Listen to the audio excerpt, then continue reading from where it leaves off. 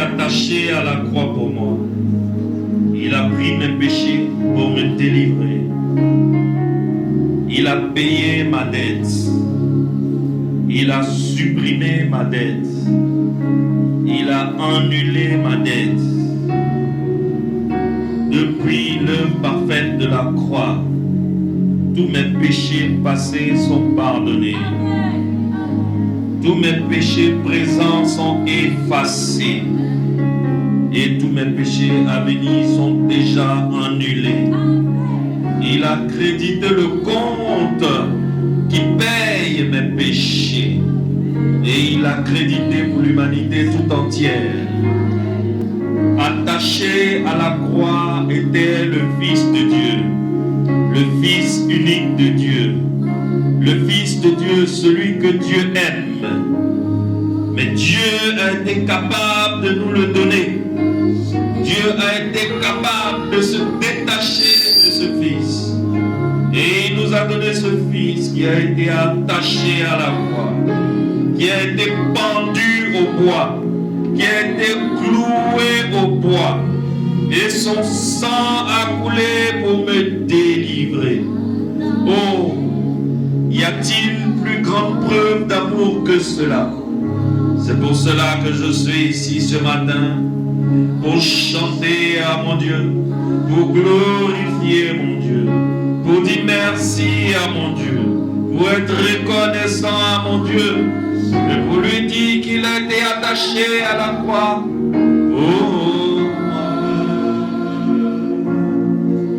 il a pris mon péché, il m'a délivré, attaché à la croix. Oh, moi, attaché à la croix. Oh, moi, attaché à la croix. Oh, moi, il a pris mon péché, il m'a délivré,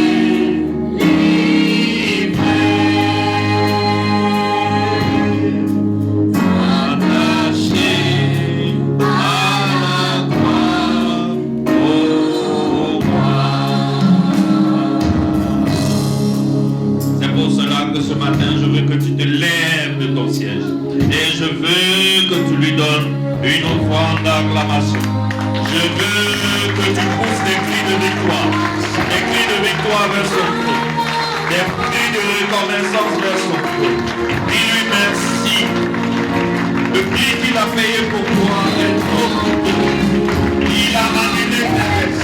Il a supprimé ta dette. Il a payé ton péché. Il t'a délivré. Tu es passé de la mort à la vie. Tu n'es plus mortel.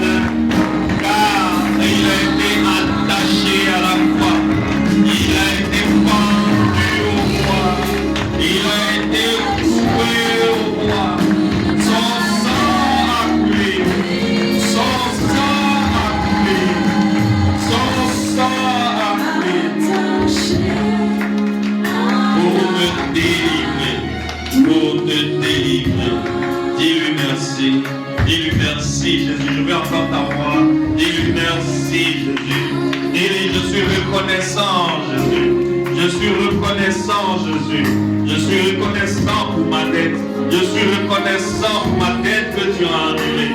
Je suis reconnaissant pour ma dette que tu as supprimée. Et tu as été attaché à la croix pour moi. Et quand ton sang a coulé, quelque chose s'est passé dans ma vie. Ma vie a changé. Ma vie s'est améliorée. Je ne peux plus mourir. Je suis passé de la mort à la vie. Oh. Amen. Amen. Amen. Amen. Alléluia. Alléluia. Alléluia. Gloire à celui qui est assis au troisième ciel. Gloire à l'agneau de Dieu. Gloire à Jésus-Christ de Nazareth. Gloire au Dieu des dieux. Gloire au roi des rois. Gloire au Seigneur des seigneurs. Gloire à l'étoile brillante du matin. Gloire au Dieu trois fois saint. Gloire au juste et au véritable. Gloire au bon berger. Gloire au grand juge. Gloire au grand sacrificateur. Son nom c'est Jésus-Christ de Nazareth. Il est l'agneau sur l'autel. Il est le souverain sacrificateur. Il est l'auteur de notre foi. Il est le consommateur de notre foi. Et pour lui, nous sommes prêts à tout. Amen, amen et amen. Avant de t'asseoir, tourne-toi vers ton prochain. Le premier commandement dit: tu aimeras ton Dieu de tout ton cœur, de toute ton âme, de tout ton esprit, de toute ta force. Mais il y a un second commandement qui lui ressemble, c'est que tu aimeras ton prochain comme toi-même. Aime ton prochain ce matin. Avant de passer au message de ce matin, nous allons tous nous tenir debout pour acclamer un grand homme. Cet homme s'appelle le docteur, pasteur, révérend Yapi. Le docteur, révérend Yapi, qui est un grand homme. Qui est un grand homme. Amen. Amen. Reste debout parce que tu vas acclamer encore. Cet homme, c'est le pasteur de notre église qui se trouve à la cité EVA. Et nous étions coincés ici parce que Nadège était fatigué et malade. Et le groupe musical, il restait pratiquement plus personne. On se retrouvait avec Sarah. Alida même, c'était le moment où sa maman était malade. Et elle était tout le temps à Beauville les dimanches pour être à côté de sa maman. On allait se retrouver avec Sarah seule qui chante. J'ai vu le danger venir et j'ai appelé mon collègue. J'ai dit: mon frère, est-ce que tu peux me passer des missionnaires pour un mois, le temps que mon groupe musical se recharge les batteries pour tenir l'église? Et il m'a dit: mais mon frère, tu veux combien de personnes? J'ai dit 2 seulement. J'ai dit 2. Il dit 2 seulement? Je peux te donner la moitié. J'ai dit: non, pardon, je ne veux pas la moitié. Je veux 2. Et si vous avez remarqué, depuis le début du mois de mars jusqu'à maintenant, nous recevons chaque dimanche 2 nouvelles missionnaires qui viennent pour soutenir notre groupe musical. Aujourd'hui, c'est leur dernier jour de mission chez nous. Je m'attendais à voir leur respo Vanessa, mais elle n'a pas pu venir. Alors, je veux que vous transmettiez à votre responsable, parce que votre pasteur, lui et moi, on va se parler ce soir. Mais je veux que vous transmettez à votre responsable que toute l'église s'est tenue debout pour vous dire merci. Alors, acclamons encore une fois la générosité missionnaire. Alléluia. Merci, vous pouvez vous asseoir. Merci les filles. Dieu vous fera grand. Dieu vous élèvera. Dieu se souviendra de vous. Celles d'entre vous qui êtes à la recherche de quelque chose qui est caché au fond de votre cœur, cette chose-là recevra son exaucement pour cette mission que vous avez faite pour le Seigneur. Vous serez exaucés. Attendez-vous dans les jours qui arrivent à la bonne nouvelle que vous étiez en train d'attendre depuis des années.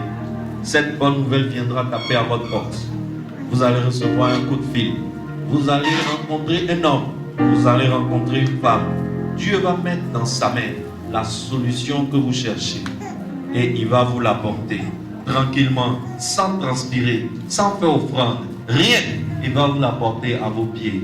Dans le nom puissant de Jésus. Que toutes les maladies qui sont dans votre corps entendent ma voix maintenant. Et je leur dis: quittez. Parce que ces corps ne sont pas à vous. Ces corps appartiennent à la mission. Ces corps appartiennent à l'église. Quittez maintenant dans le nom de Jésus-Christ. Que toutes ces filles qui sont venues ici, qui sont malades, reçoivent leur guérison maintenant. Dans le nom puissant de Jésus-Christ de Nazareth. Que celles qui cherchent un mari, qu'elles aient l'embarras de choix entre les maris cette année. Dans le nom puissant de Jésus-Christ. Que les utérus qui n'enfantaient pas enfantent maintenant. Et qu'elles soient dangereusement enceintes comme ma fille Adé. Dans le nom puissant de Jésus-Christ de Nazareth. Recevez l'onction de ma fille Adé dans vos ventres, dans vos entrailles. Et faites-nous de jolis bébés. Dieu vous bénisse. Votre pasteur et moi, on va se rencontrer et je vais lui dire merci. Et ce qu'il a fait là, ce que le pasteur Yapi a fait dans le monde des églises, dans le monde évangélique là, les gens ne font pas. Le gars, quand il fait église, là, il estime que c'est sa boutique. C'est son royaume. C'est son gouvernement. Mais hier, Hier, on avait la veillée de papa Tchéoulou à Yopougon. J'ai contacté des églises de Yopougon. J'ai dit, mes filles sont fatiguées. Je les ai trop fatiguées. Je ne veux pas qu'elles viennent à Yopougon pour chanter la nuit. On va finir à 1h du matin. Et puis elles vont chanter encore dimanche matin. De tous les pasteurs. Est-ce que vous imaginez le nombre de pasteurs que je connais à Yopougon? De tous les pasteurs que j'ai appelés, il n'y a pas un seul qui était prêt pour moi. Je vous dis la vérité, il n'y a pas. J'étais dépassé. Parce que moi, Kodjo, tu as ton église à Yopougon, tu m'appelles, tu dis, pasteur, j'ai une veillée dans ton quartier. Donne-moi ton groupe musical parce que je ne veux pas déplacer. Mais moi, mon problème est où? Parce que l'église là, c'est pas pour moi. C'est pour le Seigneur Jésus-Christ. Pour toi là aussi, c'est pour le Seigneur Jésus-Christ. Donc les filles là, elles travaillent pour le même papa. Mais je n'ai pas trouvé, je vous dis la vérité. J'étais obligé d'appeler ma fille Nadège. C'est pour cela que Nadège me coûte cher. Quand vous me voyez avec Nadège là, vous ne pouvez pas comprendre le prix que Nadège a à mon cœur. Nadège est en congé. Je l'ai libérée, mais quand j'ai appelé ma fille Nadège, j'ai dit, Nado, je trouve personne. Elle dit, papa, laisse congé. Elle est sortie de son congé. Elle a entraîné ses filles avec elle. Elles sont venues à Yopougon. À 21h, elles étaient assises. La veillée a commencé à 23h. Elles ne se sont pas plaintes. Bon, à part Sarah, le bébé gâté, il a toujours faim. Il a toujours son visage serré. Sarah, son problème, il ne faut pas avoir faim. Si elle a faim, elle ne suit plus. Elles ne se sont pas plaintes. Je suis arrivé. Mes filles ont chanté avec des micros nuls. À un moment, même courant s'est coupé dans le quartier. Elles ont abîmé leur corde vocale à crier d'enveiller les gens. Jusqu'à ce que moi-même le soir découragé, j'ai dit les filles, pardonnez, attendez un peu. J'ai besoin de votre voix demain matin. Et elles m'ont accompagné dans cette veillée. On n'a pas eu honte. On a soutenu notre frère. Nous allons entrer dans la parole pour aujourd'hui. J'ai pris le temps pour vous donner les nouvelles. Mais maintenant, nous allons lire les Écritures. Nous sommes aujourd'hui dans Luc chapitre 7. Luc chapitre 7, nous allons lire du verset 36 au verset 50.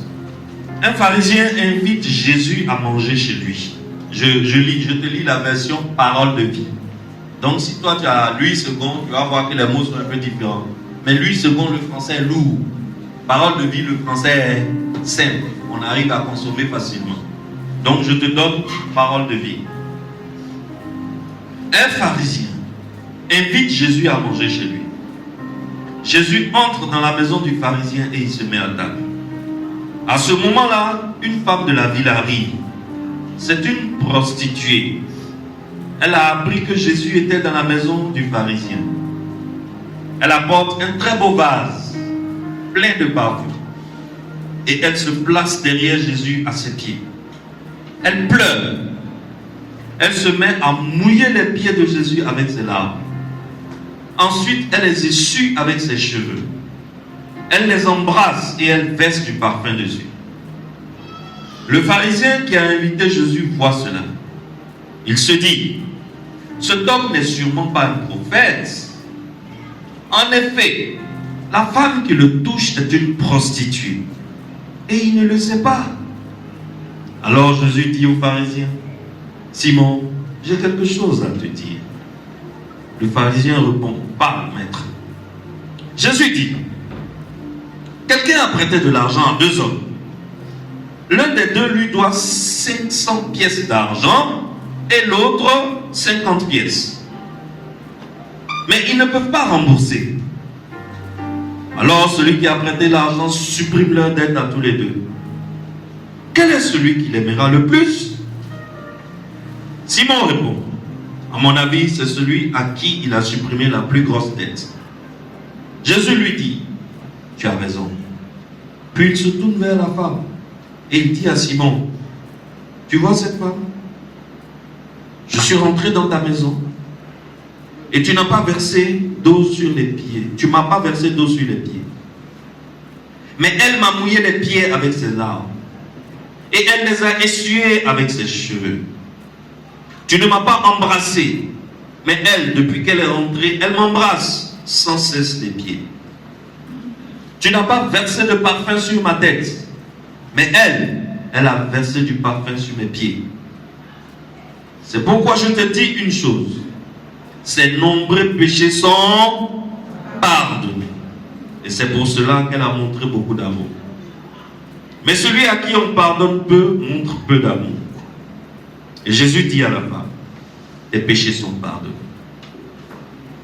Ceux qui mangent avec lui se mettent à penser, qui est cet homme?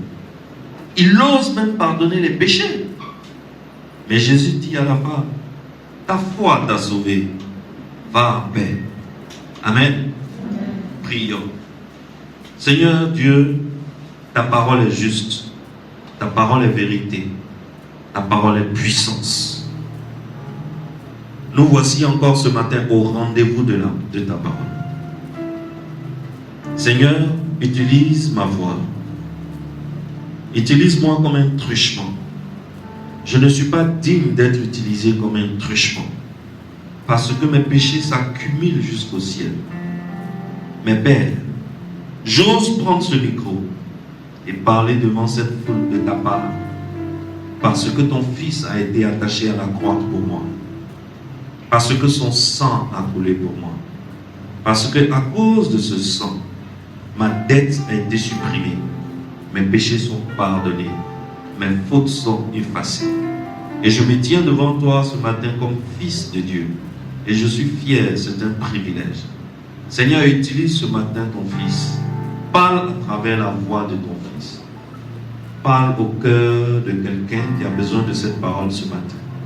Et que l'évangile que tu nous distilles ce matin transforme une vie et qu'une lumière jaillisse dans la vie de quelqu'un.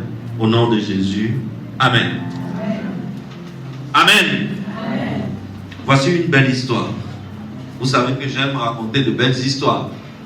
Mais je ne connais pas beaucoup de belles histoires. Alors je m'en vais prendre les histoires que le Seigneur a racontées dans ses Écritures. Elles sont meilleures que les miennes.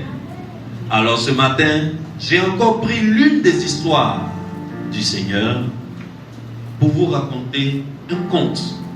Mais c'est plus qu'un conte. C'est la sagesse de Dieu. C'est la sagesse de Dieu. Alors je veux que tu m'écoutes. Parce que ce que tu vas entendre ce matin, ça s'appelle l'évangile.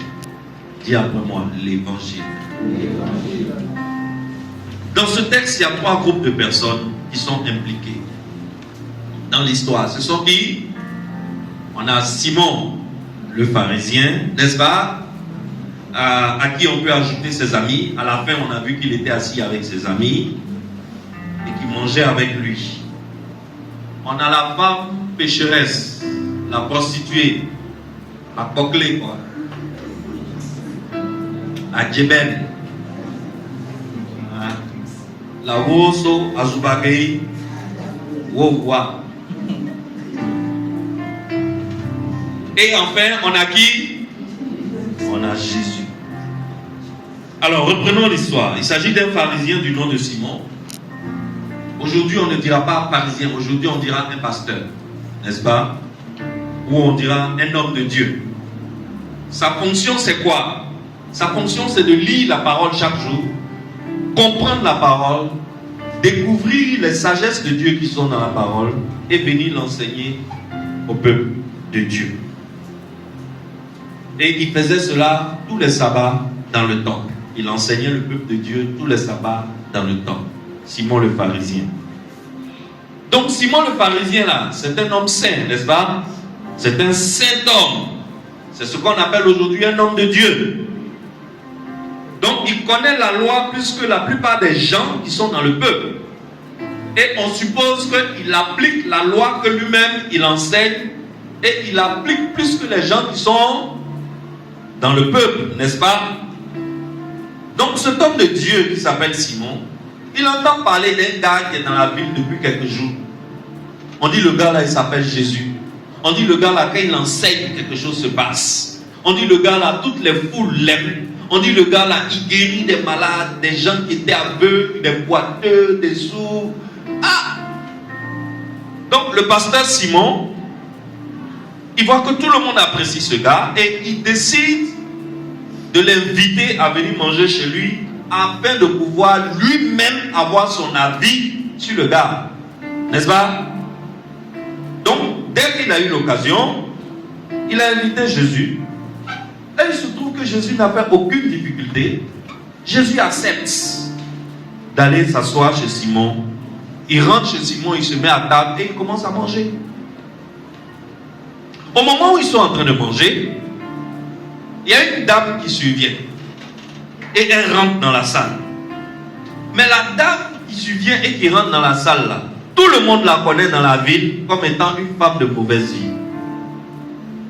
C'est une femme, elle se prostitue.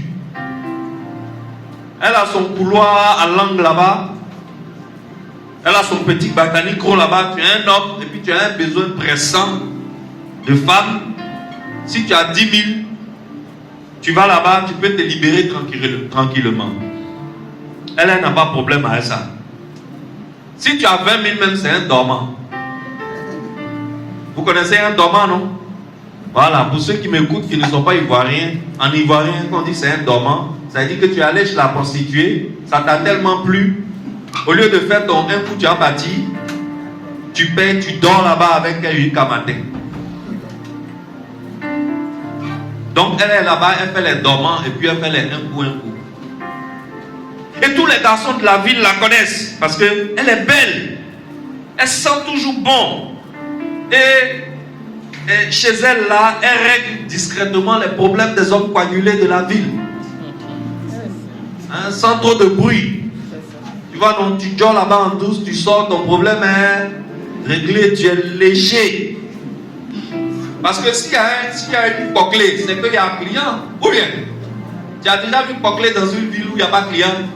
C'est parce qu'il y a un client qu'une go de la ville s'est transformée en poclée. N'est-ce pas? Donc son coin là, ça marche bien. Les femmes de la ville aussi connaissent la go. Mais les femmes de la ville ne l'aiment pas trop. Mais on peut comprendre pourquoi les femmes ne l'aiment pas. N'est-ce pas? On n'a pas besoin de tout expliquer. Bref, dans la ville, il n'y a aucun doute sur la vie de cette dame. Tout le monde sait ce qu'elle vend.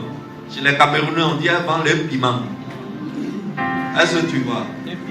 Tout le monde sait.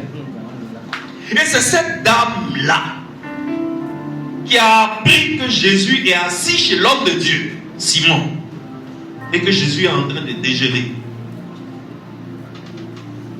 Alors, la djebel, la toutou, la guélèche, la boclée, elle fait quoi? Elle prend une bouteille de parfum qu'elle avait acheté. Une bouteille très belle et très chère. À ton avis, elle a acheté la bouteille là, elle a de quoi? Avec la recette de sa boutique. N'est-ce pas? La recette de plusieurs jours de passe et de plusieurs jours de dormant. Elle a économisé et elle a acheté une bouteille de parfum chère avec ça. Et elle prend la bouteille de parfum et elle se rend au domicile de l'homme de Dieu où Jésus est assis en train de manger. Elle arrive à rentrer dans la maison. Je ne sais pas comment elle a fait. La Bible ne nous dit pas. Mais on sait qu'elle a pu rentrer dans la maison. Et elle rentre dans la maison, elle se va directement se placer derrière Jésus et elle s'assoit au pied de Jésus. Au bout d'un moment, Jésus il est là, il est en train de manger. Au bout d'un moment, Jésus sent comme de l'eau qui coule sur son pied. Donc Jésus fait quoi? En ivoirien, on dit quoi? Il a négligé. Il a fait quoi? Il a négligé un coup d'œil. Tu vois, non?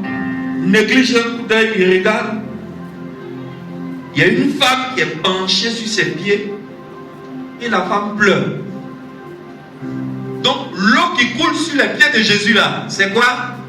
C'est les larmes de la femme. Jésus dit, tanti, tout va bien? Ah, tanti, il y a quoi? Et la dame, comme si elle se reprochait d'avoir mouillé les pieds du Seigneur, elle prend ses cheveux. Elle prend ses cheveux. C'est une belle femme. Elle a longs cheveux. Elle n'a pas fait mèche humaine. Elle n'a pas perruque. Elle n'a pas fait implant. C'est ses cheveux naturels. C'est... Mon frère, il y a des bouclés là, quand tu les vois là, elle est plus jolie que ta femme. C'est pas les bouclés de 2000. Ah, mon cher. Il y a des bouclés là, tu te poses la question, elle est sortie dans ventre de femme noire, elle est sortie dans œuf. Elle ramasse ses jolis cheveux là. Et puis elle fait quoi? Elle essuie les larmes qui sont sur les pieds du Seigneur Jésus-Christ. Et quand elle finit d'essuyer, elle prend sa bouteille de parfum cher, elle a acheté cher là, avec l'argent de je ne sais pas combien de mois de passe. Elle prend la bouteille et elle renverse la bouteille sur le pied de Jésus et elle commence à frotter le pied, à masser le pied du Seigneur avec l'argent qu'elle a acheté avec la sueur de ses cuisses. La Bible dit que tu mangeras à la sueur de ton... Les bouclés mangent à la sueur de leur cuisse. Depuis là, Simon le pharisien, il regarde la scène. Il regarde la scène, mais il ne parle pas. Il ne parle pas dehors, mais il parle dans son ventre. Et dans son ventre, là-bas, qu'est-ce qu'il dit? Il dit, mais le gars là, vous êtes sûr qu'il est prophète? Moi, je ne suis pas sûr que c'est un prophète. Parce que s'il était vraiment prophète, il devait savoir que la femme qui est en train de le toucher là, c'est une prostituée. Donc elle est très très sale. Elle est impure. Et elle n'a pas le droit de parler, ni même de toucher un homme saint, un homme de Dieu, un prophète, un bishop, un archi-bishop, un surveillant intendant général, le propriétaire de l'onction de toute la ville, l'homme qui possède les portes de la ville. Il est trop saint. Une bouclée comme ça n'a pas le droit de faire quoi? De le toucher. En réalité, qu'est-ce qui est en train de se passer ici? Simon connaît très bien la femme qui touche Jésus et il connaît le travail de cette femme. Comment il fait pour connaître le travail de cette femme? Toi, un bijou. Ça aussi, la Bible n'a pas dit. Bon. Parce que moi, je te dis la vérité, s'il y a un bouclé dans le quartier ici, je ne suis pas au courant. Si elle vient au culte, pour moi, ce n'est pas un problème. Pour moi, c'est une fidèle comme... Si Priva ne vient pas me voir pour dire, Pasteur, ah, la fille qui est venue aujourd'hui là, tu connais son travail. Il dit, non, Priva, elle fait quoi? Priva me dit, Pasteur, tu connais la boutique qui est à côté là? C'est là-bas, elle se vend. Ah bon? Pasteur ne peut plus lui permettre de venir ici à l'église, hein? Elle va salir, elle va souiller l'autel. Et puis je vais dire à Priva, non Priva, on ne peut pas salir un autel que le sang de Jésus a rendu pur. N'est-ce pas? Mais le pasteur Simon, lui, n'est pas dans les mélangements comme ça. Lui, il connaît le travail de la femme. Je ne sais pas comment il fait, mais il connaît. Il trouve que la femme là, elle est sale et elle est impure. Est-ce que la femme là, elle est impure parce qu'elle ne se lave pas ou bien parce qu'elle sent mauvais? Non, pas du tout. Au contraire, elle est très propre. Elle s'habille très bien. Elle sent très bon. C'est pour cela qu'elle attire les maris des gens. C'est pour ça que les tontons laissent leur femme à la maison et puis ils se perdent dans le couloir. Se met bien, nettoie sa bouche. une nuit connue, et puis il revient. Elle est toujours belle, propre, sexy, bien habillée, elle sent très bon, donc elle n'est pas sale. Mais pourquoi Simon estime que la go là, elle est impure et elle est sale? À cause du péché sexuel que cette femme commet tous les jours pour pouvoir gagner sa vie. Donc l'homme de Dieu considère qu'elle a accumulé trop de péchés sexuels. Donc en conséquence de tous ces péchés sexuels qu'elle a accumulés, elle est devenue spirituellement sale et impure. Quelque part aussi, il trouve que la Gola, elle est sale et impure parce qu'il la compare à d'autres personnes qui sont dans la salle, qui eux font l'effort de serrer leurs jambes, de coucher seulement avec leurs femmes. Ils jeûnent même 2 fois par semaine et ils donnent la dîme de tous leurs revenus. Dans cette salle-là, qui correspond à cette description? Qui correspond à cette description? Il donne la dîme de tous ses revenus. Il jeûne 2 fois par semaine. Il ne va pas chez les coquelets, il se contente de sa femme. Qui est le seul homme dans la salle qui correspond à cette décision, à cette description? Simon lui-même. Simon lui-même. Donc, qu'est-ce que Simon fait? Simon, il compare la femme à lui-même.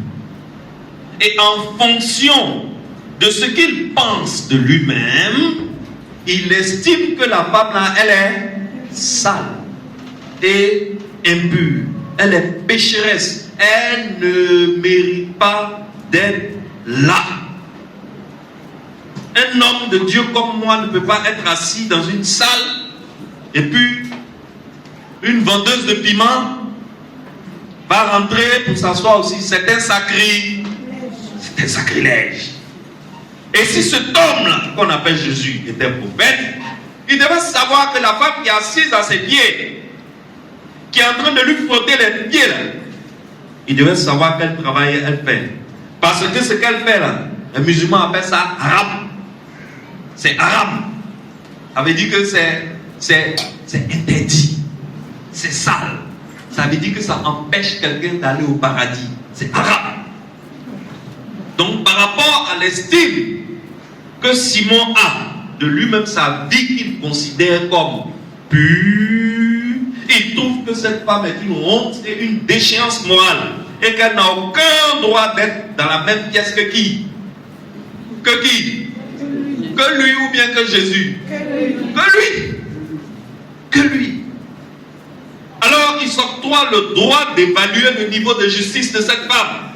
Il s'octroie le pouvoir de juger cette femme. Mais tu vois, dans la vie, c'est pour cela que moi j'aime l'ivoirien. Pour toutes les situations, on a un mot. Chez nous en ivoirien, on dit dans la vie, tout laisse. N'est-ce pas? Tout laisse. Aujourd'hui, la justice de soi de l'homme de Dieu va le laisser.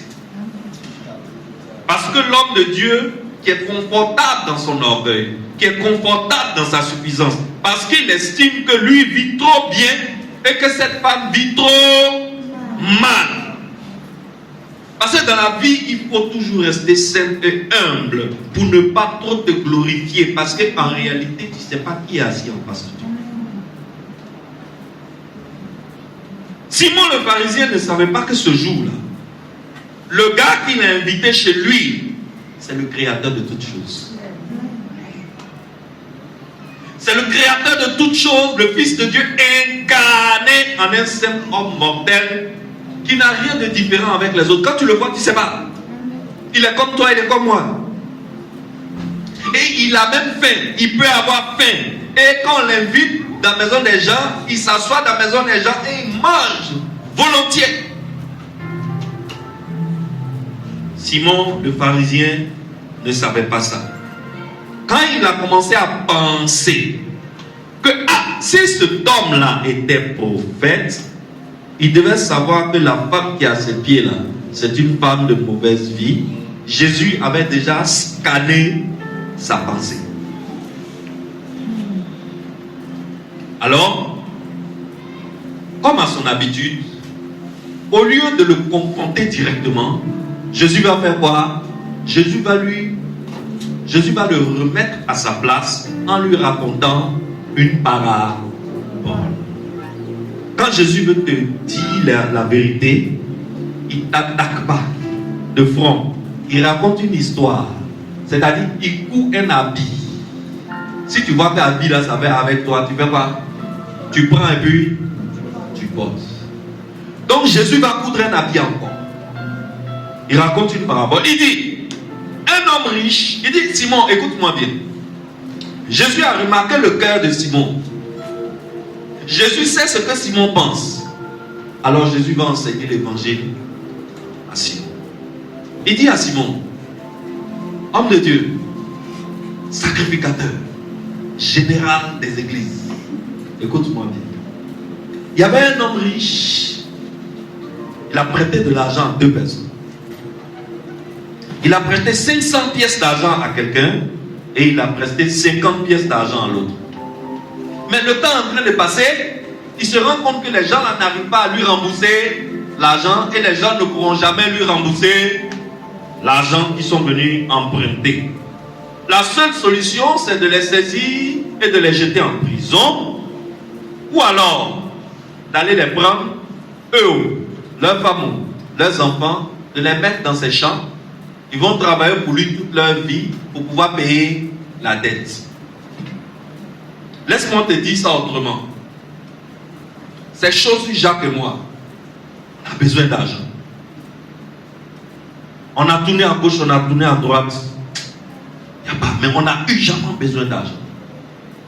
Et puis on causait au bureau et puis papa Alex il nous dit, ah moi je connais des maracas à Crècheville là. Si vous allez tout de suite là, on peut vous donner l'argent. Hein.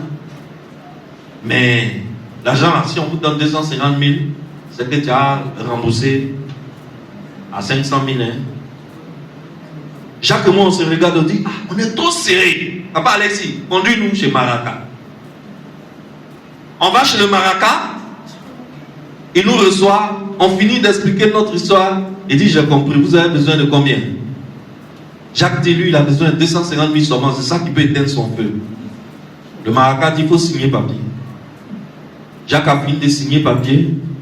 Le Maraca a pris, il a gardé, il lui donne les 250 000. On dit, monsieur Jules, toi tu as besoin de combien? Moi, il dit, ah, moi, le problème là, c'est 5 millions. Hein. Le Maraca dit, ah bon, 5 millions. Ok, il faut signer papier. Je finis de signer papier. Le Maraca prend le papier, garde. On me donne les 5 millions. 1 mois, 2 mois, 3 mois, 5 mois. On ne va pas rembourser l'argent. 250 000 de Jacques là, c'est devenu 750 000. Moi, mes 5 millions, c'est devenu 14 millions. Ah, parce que quand tu prends l'argent chez Maraca, est-ce que Maraca lui son kebab? Quand les mois passent, ça sauve. Maintenant, au bout de 6 mois, le Maraca estime que l'argent est devenu beaucoup. Maintenant, moi, je dois 19 millions. Jacques qui avait pris 250 000, il doit 1 250 000. Le Maraca appelle Alexis, il dit, appelle-moi tes 2 gars là. Donc Jacques et moi, on se regarde. On va aller ou on va pas aller. Tu as fait comment? Tu es obligé d'aller. Tu as pris l'argent déjà. Donc on s'encourage. Et puis on prend la route des Trècheville. On arrive chez le Maraca. Le Maraca dit, voilà, vous deux là, je vous cherche. Il y a son gars du corps gendarme qui est là. Derrière, tu vois, gendarme là, il est paqué comme ça. Et puis les menottes là, c'est aligné ici comme ça. Et puis ici là, il y a un pistolet. Et puis ici là, il y a Kalash. Il est arrêté derrière le Maraca. Et puis il nous regarde comme ça.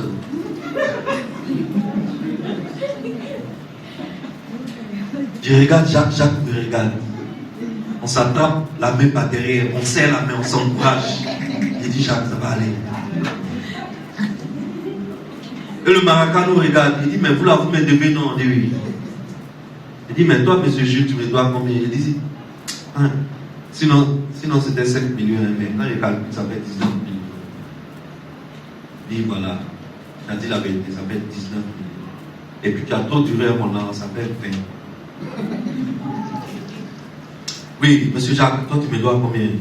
J'ai pris 250 000, mais actuellement ça fait 1 million 250 000. Pour toi ça fait 1 million 500. Tu as trop duré mon âge. Bon, c'est aujourd'hui vous payez, ou bien je prends mes responsabilités. Jacques me regarde, je regarde Jacques, je dis au Maraca, est-ce qu'il y a des toilettes à côté ici? Parce que mon ventre fait quoi? Je dois libérer quelque chose de chaud d'abord pour retrouver ma stabilité. Il dit oui, je vous écoute. Vous payez mon lan comment? Vous payez ça quand? Vous payez ça combien? Ça fait 6 mois. C'est parce qu'on s'était dit. Quand vous avez donné de l'argent, j'ai dit 1 mois.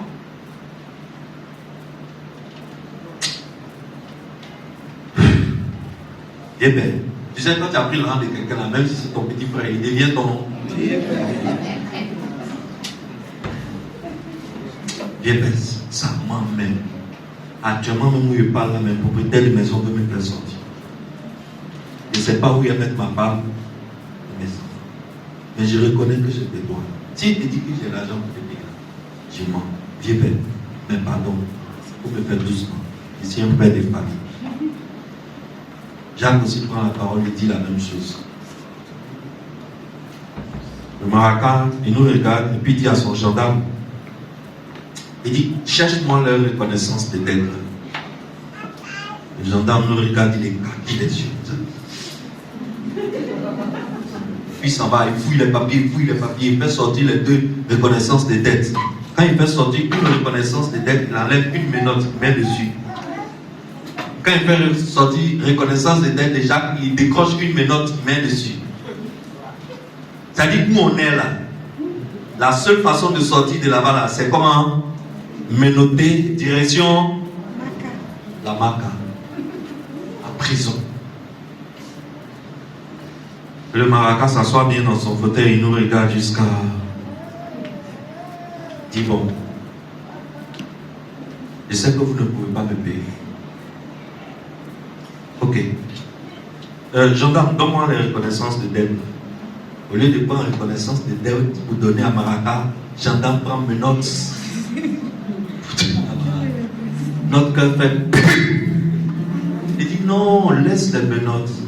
Donne-moi les reconnaissances de dette. Il prend ma reconnaissance de dette. Il dit écris dessus que 5 millions est devenu 20 millions et puis signe. J'écris, je signe. Il dit à Jacques, écris que 250 000 est devenu 1 million 250 000. Jacques écrit, et puis ici, est-ce que tu peux pas, est-ce que tu as dit que tu n'écris pas? Tu as qu'à dire que tu n'écris pas. On écrit aussi. Ça veut dire que maintenant, officiellement, je lui dois 20 millions, Jacques lui doit 1 million 700. Et puis il prend les papiers, il regarde jusqu'à, et puis il me donne pour moi. Il dit, il faut attraper. Il regarde Jacques, il dit à Jacques, il faut attraper. Et puis il dit, déchirer. On a encore fait quoi? Il déchire. Ah, viens, tu as fait photocopie, viens. J'ai dit, déchire. Jacques me regarde. Il parle dans mes oreilles, il dit, mais papa, on fait quoi? Moi, je sais plus ce qu'il a fait. Il dit, Jacques, moi-même là, j'ai peur. S'il déchire, le gendarme là peut couper ma tête. Le Maraca crie dans le micro, j'ai dit déchirer. Fiat, on déchire. Il dit, déchirez bien. On déchire, morceau. On finit de déchirer. Il dit, allez brûler ça. On brûle les papiers. Il dit, à partir d'aujourd'hui, vous ne me devez plus rien.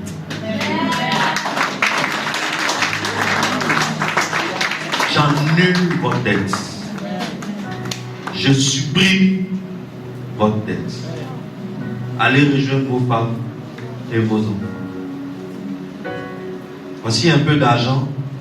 Il enlève 10 millions, il nous donne 5 millions. Mettez sur vous, vous êtes des gars trop moisis. Ne soyez pas moisis dans la vie comme ça. Un homme moisi dans la vie ne va pas loin. Apprenez à gagner un peu d'argent. cet argent que je vous donne là, n'allez pas prendre pour payer dettes de loyer. Prenez pour investir. Dites au propriétaire de maison d'attendre. Investissez. Demain, vous allez devenir comme moi. Mais ce que je fais pour vous là, vous aussi, si demain quelqu'un vous doit, faites-lui la même. Voilà comment Jacques et moi, on sort du bureau, on vient trouver Alexis qui nous attend dehors. En ce moment, Alexis avait déjà bu 3 bières. Parce qu'il ne sait pas dans quel état ces 2 pasteurs vont sortir. Or, Alexis, quand il ne sait pas dans quel état, il boit des bières seulement. Et on sort et on dit à Alexis, Bishop, tout a été payé. Alexis dit quoi? Payé. Qui a payé? On dit, nous avons bénéficié d'une grâce. Nous avons été graciés. Et maintenant, c'est le gendarme qui est fâché parce que lui s'attendait à mettre l'homme en prison. Et puis il n'allait pas nous mettre en prison cadeau, il allait nous battre un peu d'abord. Parce qu'on a main là de son patron. Alors, Jésus demande à Simon le pharisien, Jules et puis Jacques, entre les deux, lequel sera plus reconnaissant au maraca? À ton avis? Entre celui à qui on a remis 500 pièces et celui à qui on a remis 50 pièces, qui aura le plus de reconnaissance dans son cœur? 500 pièces. C'est exactement la même réponse que Simon donne à Jésus. Il dit, Seigneur, c'est celui à qui on a remis le plus de dettes, c'est celui-là qui sera reconnaissant envers le créancier. Alors pourquoi en réalité Jésus choisit de raconter cette parabole à Simon le pharisien? Pourquoi? Relisons le verset 39 du passage qu'on avait lu tout à l'heure. Le verset 39 dit, le pharisien qui a invité Jésus voit cela. Si c'est ta Bible, souligne le verbe voir. Le pharisien en fait quoi?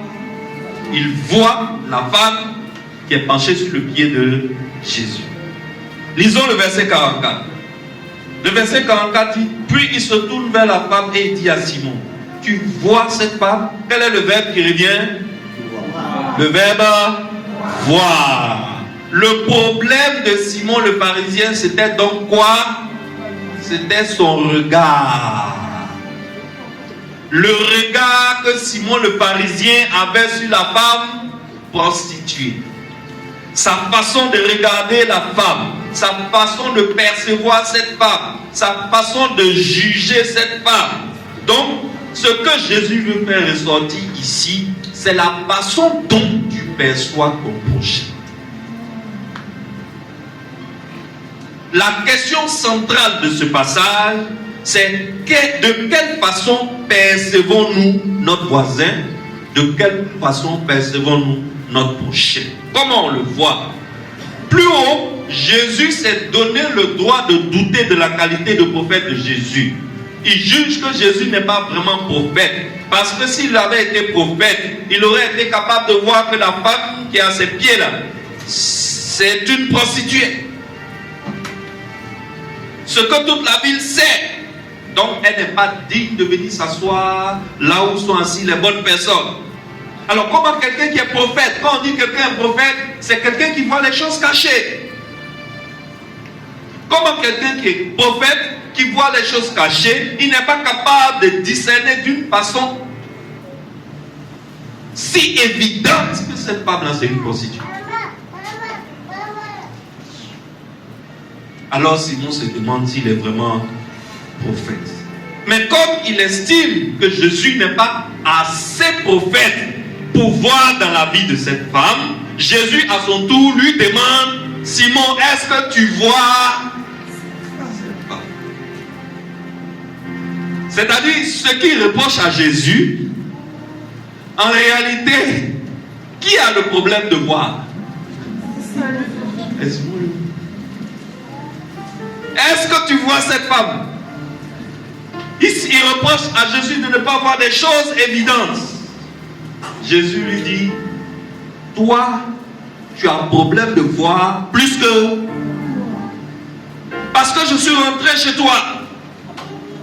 Et Jésus reprend les mêmes événements, la même histoire que les deux ont vécu, mais ils ne l'ont pas regardé de la même façon. Simon, quand il a vu l'événement, il a jugé que Jésus a un problème parce que la dame n'est pas correcte. Jésus regarde le même événement et dit, la femme là, elle est tellement correcte qu'il n'y a pas mieux qu'elle dans cette pièce. En fait, le pasteur Simon a un véritable problème au niveau de ses yeux. Est-ce que tu regardes bien cette femme, pasteur Simon? Regarde ce que cette dame utilise pour moi. Elle n'a même pas utilisé les choses naturelles, habituelles pour m'honorer. Elle n'a pas pris l'eau pour laver mes pieds. Elle a lavé mes pieds avec quoi? C'est là. Elle n'a pas utilisé une serviette pour nettoyer mes pieds. Elle a utilisé quoi? Ses propres cheveux. Et au lieu d'aller chercher une crème des Anango dans une boutique pour venir frotter sur mes pieds, elle a mis quoi? Un parfum coûteux. Simon, ça là, tu n'as pas vu. À cause du regard suffisant et supérieur que tu as de toi-même, Simon, tu ne vois plus les très bonnes choses que cette dame fait. Tu la considères comme une pécheresse parce que tu la compares à toi. Et tu te compares à elle. Et tu vois que toi tu es juste et tu trouves qu'elle est pécheresse. Ça veut dire que notre perception de nous-mêmes, c'est-à-dire ce que nous pensons de nous-mêmes, va déterminer comment on regarde les autres. Ça va déterminer comment on considère les autres. Alors ici, on voit comment Jésus voit et comment un pécheur voit. On a deux regards. On a le regard de Jésus et on a le regard de Simon le pasteur, qui est un pécheur qui ne sait pas qu'il est pécheur. Il est pécheur, mais comme il jeûne 2 fois par semaine, comme il lit la Bible chaque jour, comme lui, il ne va pas chez la Kébelle pour se mettre à l'aise. Bon, qui sait? Question. Mais à cause du fait de ses accomplissements, Simon estime que lui, il est trop juste pour être dans la même pièce que cette femme. C'est ce qui nous arrive à nous les chrétiens d'aujourd'hui. On vient à l'église chaque mercredi et chaque dimanche. On fréquente la parole de Dieu tout le temps. On est toujours dans la Bible. Et nous estimons que nous obéissons trop aux lois qui sont dans la Bible. Parce que grâce à Dieu, nous on ne commet pas la fornication. Parce que grâce à Dieu, je ne cherche pas une autre femme en dehors de ma femme. Donc je ne fais pas d'adultère. Parce que grâce à Dieu, on ne m'a jamais attrapé pour m'envoyer au commissariat. Alors automatiquement, je me place au sommet de l'échelle des gens saints. Et je considère tous les autres comme étant trop pécheurs. C'est nous qui avons le gros risque de ressembler à Simon le pasteur, qui a tendance à juger les gens, à croire qu'on a la capacité de pouvoir évaluer l'état des autres. Parce que nous on pense qu'on est trop correct. Mais Jésus montre à Simon le pharisien qu'il a un problème pour juger les autres. Car il a un problème pour se juger lui-même. C'est à cause de la façon dont il se juge lui-même qu'il juge mal les autres. Comme il a une perception de lui qui n'est pas correcte, ça joue sur sa perception des autres. Il a une difficulté donc à partir de ce moment à exercer la grâce envers les autres. Parce qu'il juge que lui, il est trop méritant. Et ce que Jésus nous enseigne ici, c'est notre regard chrétien. Nous tous, on est dedans. Affaire de Simon le pharisien là. Nous tous ici, on est Simon le pharisien.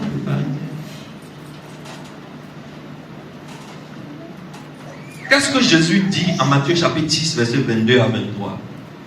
Jésus dit, le regard du pharisien est dénaturé parce que les yeux de son corps sont ténébreux. Lisons. Matthieu 6, 22, 23. Oui, mettez ça. L'œil est la lampe du corps. Si ton œil est en bon état, tout ton corps sera éclairé. Mais si ton œil est en mauvais état, tout ton corps sera dans les ténèbres. Si donc la lumière qui est en toi est ténèbres, combien seront grandes les ténèbres? Comme les yeux de Simon sont ténébreux, tout son corps est dans les ténèbres. C'est exactement la même chose que le maître dit plus loin en Matthieu chapitre 7, verset 3, où il dit, pourquoi vois-tu la paille qui est dans l'œil de ton frère et tu n'aperçois pas la poutre qui est dans ton propre œil? Mon frère, ma soeur, tu sais, dès que tu vois une soeur et puis tu dis la soeur là, sa vie n'est pas bien. Non. Elle n'est pas claire. Tu fais comme ça. Elle n'est pas claire. Ça veut dire que en réalité, c'est parce qu'il y a une poutre dans tes yeux que tu arrives à voir la paille qui est dans les yeux de la soeur. Si tu es malin, laisse la soeur où elle est. Viens régler le problème de tes yeux, de ton regard. De ton regard. Comment est-ce que tu te juges toi-même? Penses-tu que tu es juste? Parce que tu n'as pas garde, donc tu es juste. Peut-être tu n'as pas garde parce que tu es trop méchant, c'est tout.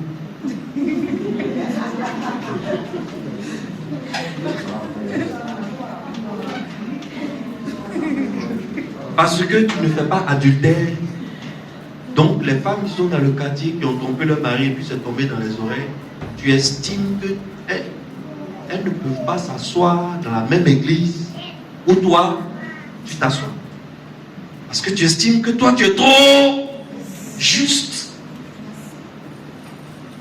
Et tu es Simon le pharisien.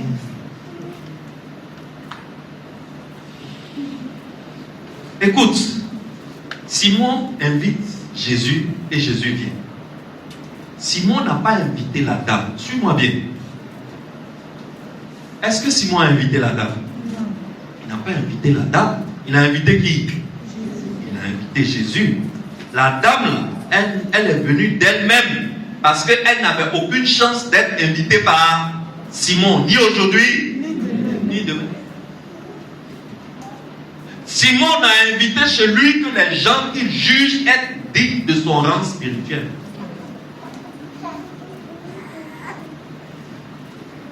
Mais avec ce qu'il vient de voir chez Jésus, qui est son invité principal, il est presque sur le point de mettre Jésus dehors.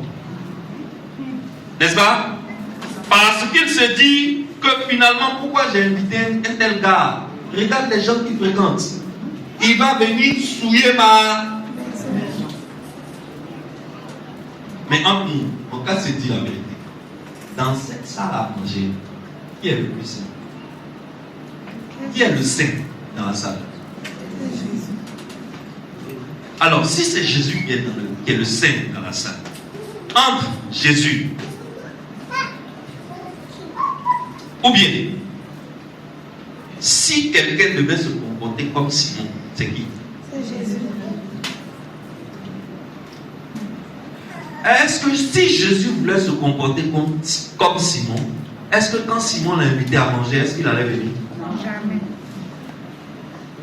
Jésus est le seul homme qui n'a jamais péché. Il est le créateur de toutes choses. Va lire le livre de Jean. Va lire Colossiens. C'est en lui que tout a été fait et c'est pour lui que tout a été fait et c'est par lui que tout a été fait. c'est lui qui est assis dans la salle avec toi, tonton.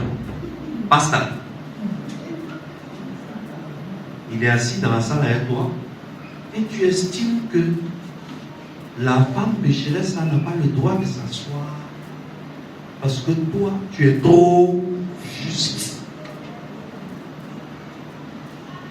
Or, l'homme qui a sa photo devant la justice dans le dictionnaire au ciel, il est là, il est assis dans la salle. Si lui, il voulait appliquer ce que tu fais là, est-ce qu'il allait rentrer dans ta maison?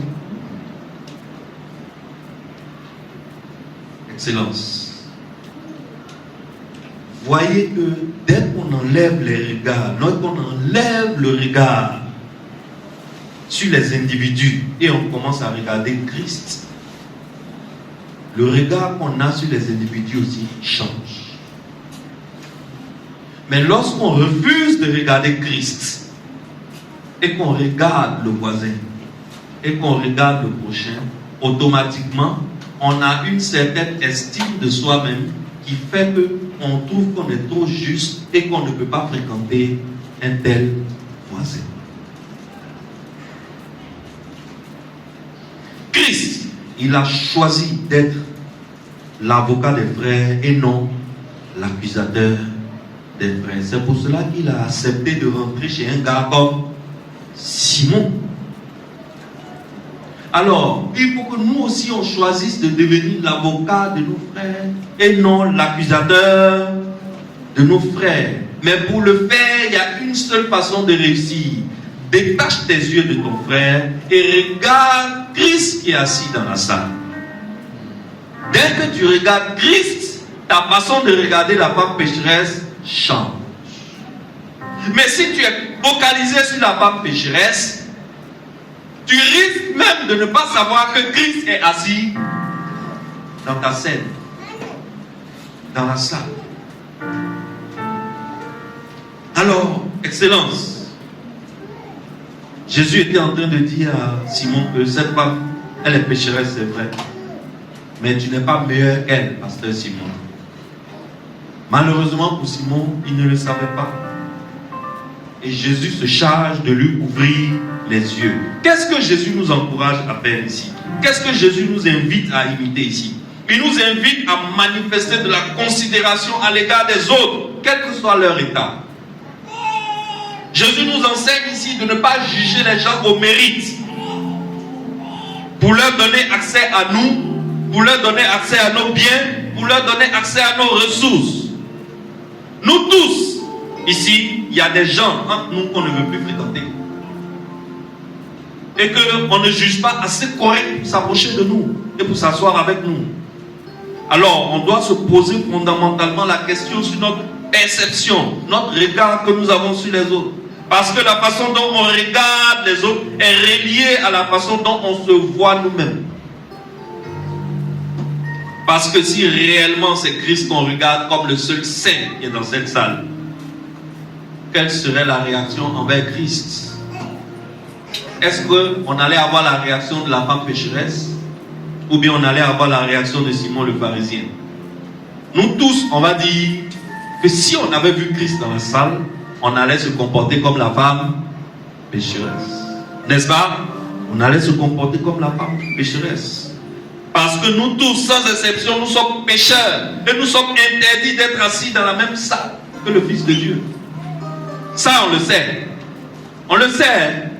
Nous tous ici, là. Si tu prends quelqu'un ici, tu lui demandes tout de suite. Suppose que tu étais dans cette salle. Tu vois Jésus. Tu vois la femme pécheresse. Tu vois Simon. Tu aurais eu l'attitude de Simon ou bien tu aurais eu l'attitude de la femme pécheresse? Nous tous, on va dire quoi? J'aurais eu l'attitude de la femme pécheresse. Mais en réalité, fonctionnellement, dans la vie de tous les jours, on ne fonctionne pas comme ça. Dans notre vie de tous les jours, dans la pratique, on se comporte presque tous comme le pasteur Simon. Nous ne voyons pas notre état parce que nous ne voyons pas Jésus dans la salle. On ne voit pas Jésus dans nos situations. On ne voit pas Jésus dans nos problèmes. On ne voit pas Jésus lorsqu'on est en conflit avec les gens. Parce que si on voyait Jésus dans la salle, le conflit là s'arrêterait ici et maintenant. Tout de suite. des gens à qui on en veut depuis des années. Il y a des sœurs qui sont dans l'église ici qui ne se parlent pas. Tu vas trouver la raison, c'est à cause de rien du tout. Rien de bon. Il y a des frères qui se détestent cordialement. Pourquoi? Parce qu'ils ne voient pas Christ dans la scène. Leurs regards sont focalisés sur les individus. Leurs regards ne sont pas focalisés sur Christ. Je t'invite ce matin à focaliser tes regards sur qui? Sur Christ dans la salle. Si tu vois Christ dans ta scène, beaucoup de choses vont changer. C'est ça que l'évangile nous enseigne. Excellence. Alors, Jésus rappelle à Simon qu'il y avait deux débiteurs. Celui qui reconnaît la taille de sa dette qui a été annulée. Et celui qui a senti que sa dette était immense. Et c'est celui qui a senti que sa dette était immense qui a manifesté beaucoup d'amour pour son sauveur.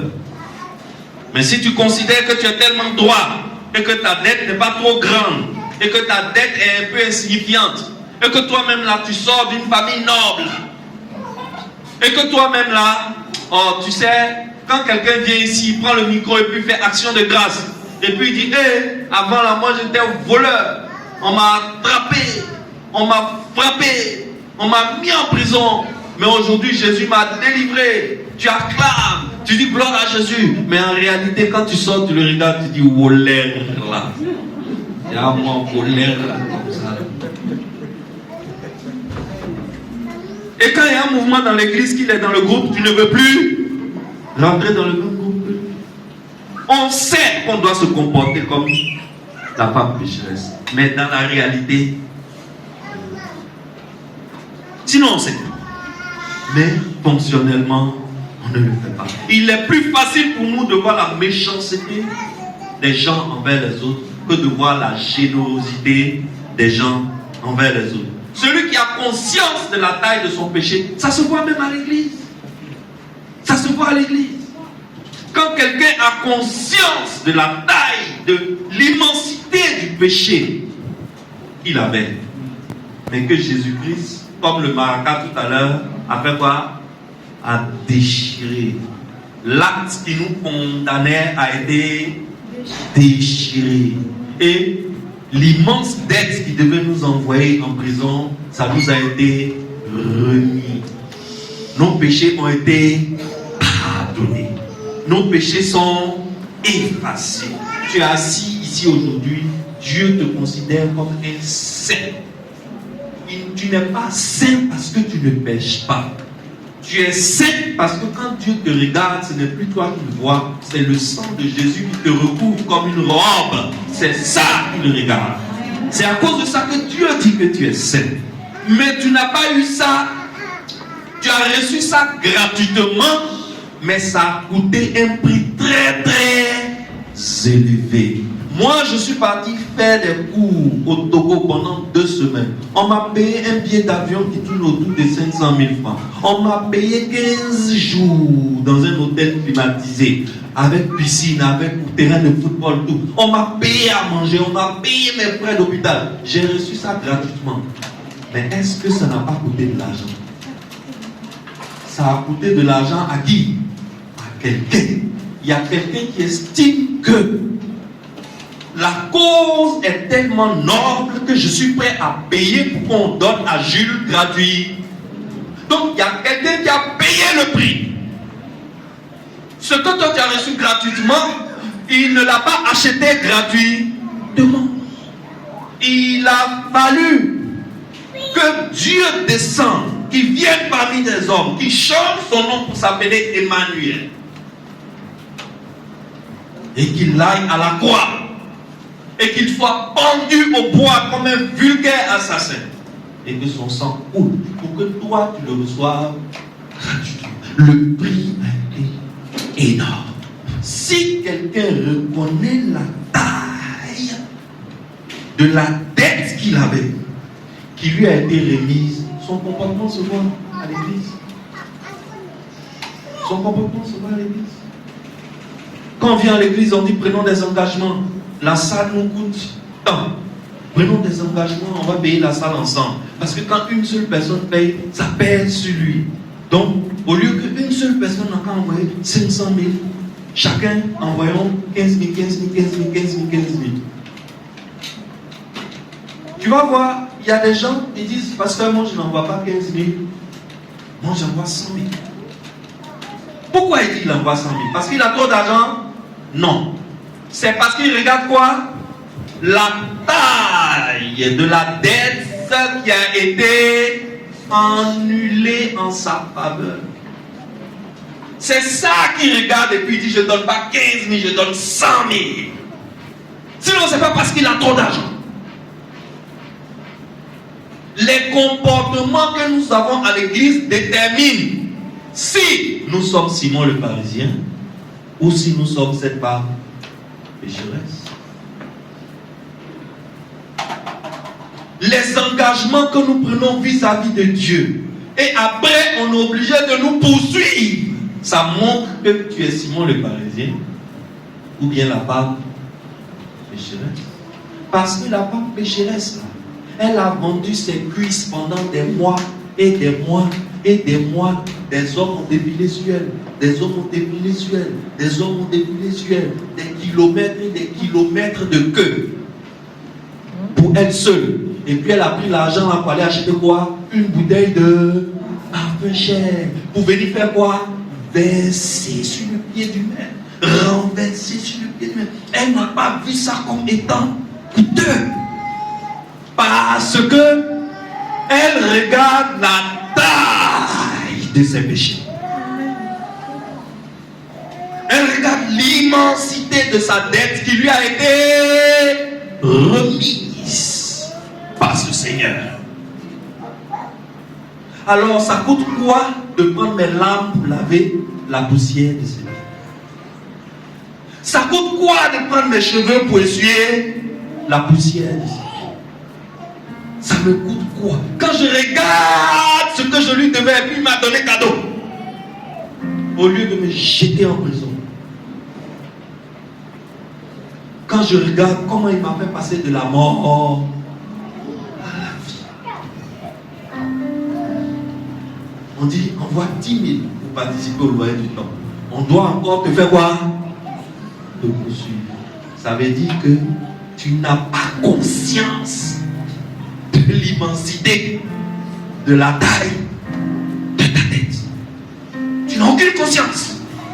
Tu n'as aucune conscience. Et tu es chez toi là-bas, tu dis Jules et Jacques ont l'argent, ils vont payer. Depuis là, je ne paye pas, mais est-ce qu'on nous a chassés? On nous a pas chassés. Jules et puis Jacques vont gérer. Tu n'as aucune idée du message que tu es en train de donner à Jésus, qui est assis entre toi et la femme pécheresse. Et toi, tu es en train de te comporter comme Simon. Tu es en train de te comporter comme Simon. Silence, faisons attention. La vie chrétienne, l'évangile nous enseigne que nous savons ce qu'on doit faire. On sait. Mais quand on arrive sur le terrain, on fait jamais. Et on est tout le temps en train de pointer les autres. Moi, mon papa m'a toujours dit, quand tu es en train de pointer quelqu'un, c'est 2 doigts seulement qui vont vers la personne. Et les 3 là, ça va avec.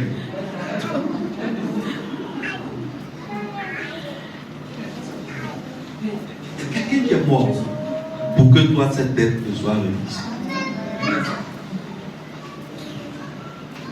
Quelle est ta réponse envers cette personne?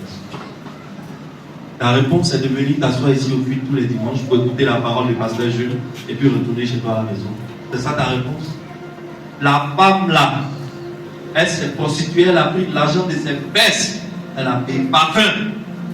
Au lieu de prendre l'eau, elle a pris les larmes de ses yeux. Au lieu de prendre serviette, elle a pris les cheveux. Moi je suis ici, moi Jules que vous voyez devant vous, votre pasteur que vous voyez devant vous. Moi, ce qui m'intéresse, ce n'est pas m'asseoir à la table pour manger avec Jésus comme Simon le Pharisien. Moi, ce qui m'intéresse, c'est la place de Seigneur. Je veux être au pied de Jésus. J'ai choisi d'être au pied de Jésus. Et de laver ses pieds avec mes larmes. C'est pour cela que chaque fois que je sens sa présence, c'est plus fort que moi. Les larmes sortent de mes yeux. Ce n'est pas que je suis en train de pleurer. il est là, c'est ça. Je ne sais pas, devant sa présence, je ne sais pas faire autre chose. Quand je sens qu'il est là, je réponds avec mes larmes. C'est cette place qui m'intéresse. Au pied de Jésus. C'est la poussière qui est sur les pieds de Jésus qui m'intéresse moi. C'est avec cette poussière-là que je veux rester à ses pieds. Mais regarde notre orgueil aujourd'hui. Lorsque nous citons le nom des grandes personnes que nous connaissons. Lorsque nous citons les noms des autorités avec qui on mange. Lorsqu'on fait sortir la carte de visite d'un ministre qui est dans notre poche. Regarde notre suffisance. Regarde les gens qu'on laisse monter dans notre voiture et les gens qu'on ne laisse jamais monter dans nos voitures. Regarde les gens qu'on invite à venir s'asseoir dans notre salon pour causer à nous et les gens qu'on n'invitera jamais pour s'asseoir dans notre salon. Hey! Le prix qui a été payé pour ta dette est immense. Si tu l'oublies, tu vas te comporter comme Simon le Pharisien. Excellence, Christ est mort pour nous à la croix. Il a déchiré l'ordonnance et nous, désormais, nos yeux doivent être sur qui? Dès que tes yeux sont scotchés à Christ, tu vois les autres autrement. Mais si tu déconnectes tes yeux de Christ pour regarder la femme pécheresse, tout ce qu'elle fait de bien, tu ne vas plus jamais voir. Parce que tu estimes qu'elle est sale, qu'elle est méritante, qu'elle n'est pas méritante, qu'elle est indigne, qu'elle est pure. Méfions-nous. Méfions-nous. Rappelons-nous toujours du prix qui a été payé pour notre péché. Il est immense. Que Dieu vous bénisse. Amen. Nous allons chanter ce chant qui dit merci pour la croix. N'est-ce pas? Nous allons chanter pour celui qui nous a remis notre dette. Pour celui qui nous a regardé et qui a dit que cela ils ne peuvent jamais rembourser. Ni aujourd'hui, ni demain. Et il a décidé de déchirer notre reconnaissance de dette. Quand tu veux poser une action, regarde à la taille de ta dette qui t'a été remise. Ne te comporte pas parce que tu penses que tu es juste. Mais comporte-toi comme un pécheur à qui on a remis sa dette. Quelqu'un à qui on a supprimé sa dette. Quelqu'un pour qui on a annulé la dette, la voie de la destinée.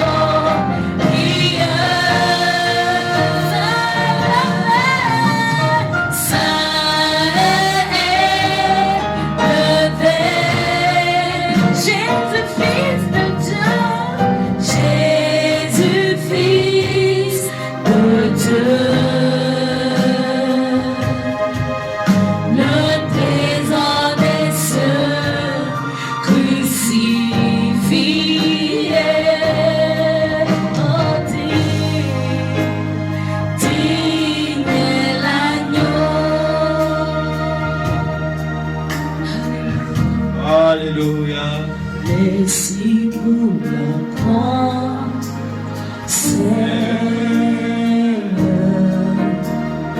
Merci pour le prix payé.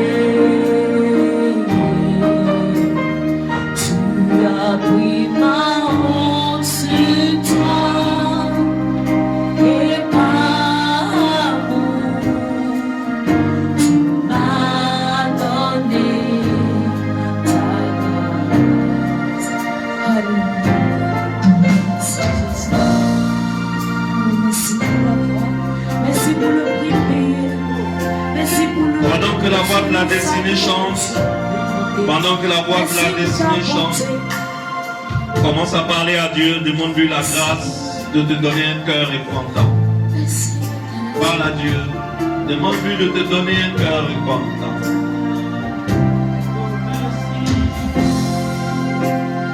Merci pour la croix, Seigneur.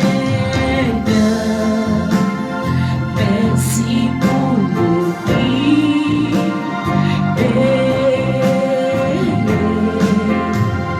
Tu as pris ma honte sur toi et par amour tu m'as donné ta grâce.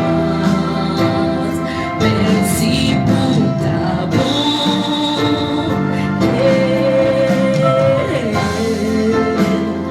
Merci pour tes mains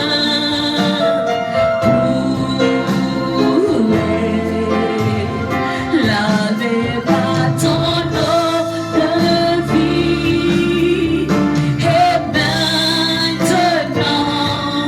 je lui donne pardon et ta paix. Dis l'agneau assis sur le trône, assis sur le trône. Nous te couronnons, nous te couronnons de mille couronnes. Tu règnes victorieux.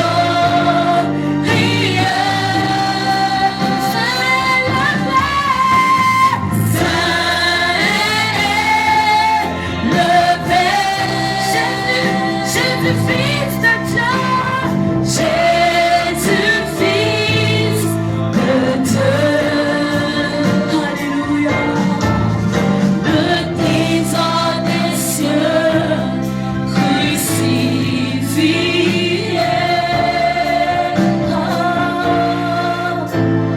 Dis l'agneau. Alléluia. D'ici dimanche prochain, avant que toi et moi on ne se rencontre, n'oublie pas qui tu es et souviens-toi de ce que Jésus a fait pour toi. Dans toutes les situations que tu rencontreras cette semaine, cherche à poser ton regard sur Christ. Ne pose pas ton regard sur les autres. Pose ton regard sur Christ. Dans le nom puissant de Jésus-Christ. Mets ta main sur ton cœur. Mets ta main sur ton cœur. Seigneur, donne à cette personne qui a la main sur le cœur en ce moment un cœur repentant. Donne-lui de se souvenir de qui il est. Donne-lui de se souvenir qu'il est pécheur. Et donne-lui de se souvenir de ce que Christ a fait pour lui. De la taille de la dette qui a été annulée pour lui. Dans le nom puissant de Jésus-Christ. Amen.